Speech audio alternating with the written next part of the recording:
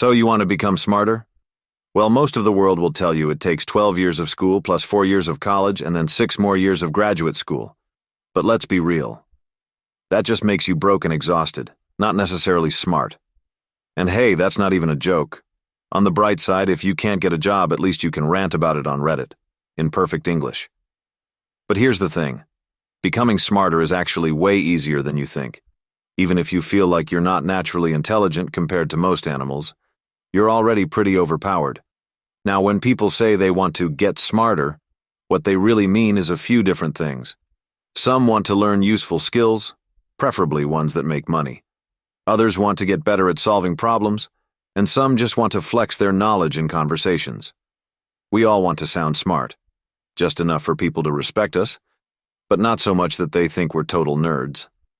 The problem? Most advice on the internet is super vague and philosophical. Even if it works, the only people who can actually follow it are like Oprah. So instead of looking for that deep ancient wisdom from Socrates, let's talk about actual practical ways to get smarter. Here's some advice you can try right now. Eat blueberries. They're basically brain fuel. Drink black coffee. Exercise. Get more sleep. Take IQ tests, even though they don't really mean much. Listen to classical music, if that's your thing. Now, all of that sounds great, but at some point you actually have to, learn stuff. Even in the past, there were geniuses who barely slept, sat at a desk all day, and still figured out insane things. So, what actually works? Forget those 6 brain hacks posts that are just copied and pasted from a random Facebook page. The key is reading, but not just any reading. The kind of books you read matters. Fiction helps you read faster and builds your vocabulary. Plus, if you read a lot of dialogue, it kind of feels like you have friends. No judgment. But most people go straight for nonfiction because they think that's the real key to intelligence. And while nonfiction is great, the real trick is learning how to use what you read. The goal isn't just to memorize facts, it's to casually drop interesting knowledge in conversations. If you can bring up a cool history fact or explain something complex in a simple way, people will automatically think you're smart. At the end of the day, the key to getting smarter isn't some magical shortcut. It's about staying curious, challenging yourself, and applying what you learn in real life. So, go out there, learn something new, and most importantly, don't just sound smart. Be smart. It's crazy how we evolved, right? People often think we came directly from chimpanzees, but actually, evolution is non-linear. Several human-like species inhabited Earth simultaneously, and none of them could even be remotely considered chimpanzees.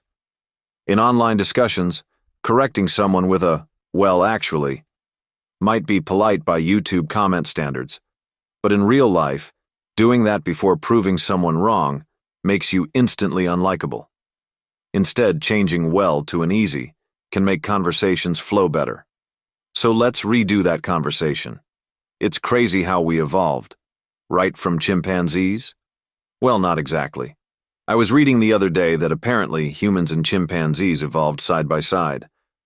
I always thought we came from them, but it turns out we just evolved alongside each other. You can be smart while also being humble. Instead of making others feel dumb, the key is to teach people what you know in a way that helps them learn. That way, they'll actually listen and respect you. Now, how do you find good books to learn from? It's actually really easy. You don't have to read the same 5 books everyone recommends. Just pick a topic you want to learn about, like cleaning, for example. Google Books has tons of options. Some books cost money, but if your finger accidentally slips, you might end up on a website where you, by chance, search for the book title and, oops, click the first link. And oh no, you accidentally download the file and open it with an ebook viewer. Well, now you have the book. Once you start reading, you'll find interesting tidbits to use in conversations. You can also pick up useful skills. For example, there are 10 things you should know before learning any skill. One big one? If you don't practice, your brain will think it's useless and forget it. Also, you only need to know 20% of the knowledge to master 80% of a skill. That's the 80-20 rule. This ties into the learning curve. It's a graph showing how much better you get at a skill over time. At first, just a little bit of practice can lead to big improvements, but you have to actually do it. Nobody learns to tie a tie just by watching. You learn to tie a tie by tying a tie while watching how to tie a tie. The same applies to any skill. Reading books only makes you smarter if you give your brain a reason to remember the information. For example, if you read a chapter about cleaning a bedroom, you should actually clean a bedroom, even if it's not yours. This way you'll retain what you learned. Now, imagine reading a book about cars and coming across a diagram on how to jump-start a dead battery. Not everyone has 2 cars available to practice on, but you can still mentally rehearse the process. Visualizing yourself performing the steps from start to finish tricks your brain into believing you've done it. This method is far more effective than simply memorizing a diagram. This principle explains how the school system works. You learn information years before you actually need it, and exams create artificial situations where that knowledge becomes useful. However, once the test is over, your brain often discards the information because it no longer seems relevant. Some believe spaced repetition or mind mapping improves learning, but the most effective way is practice questions. They simulate real situations where you'd use the knowledge. If you don't have practice questions, create scenarios where the stakes feel high. For example, imagining you're hanging off a cliff with only one arm and need to apply what you've learned to survive. If you can name all the parts of a human cell learning information and making it seem useful to your brain is all you need to get smart, and this is why textbooks are the S-tier format for becoming smart as fast as possible.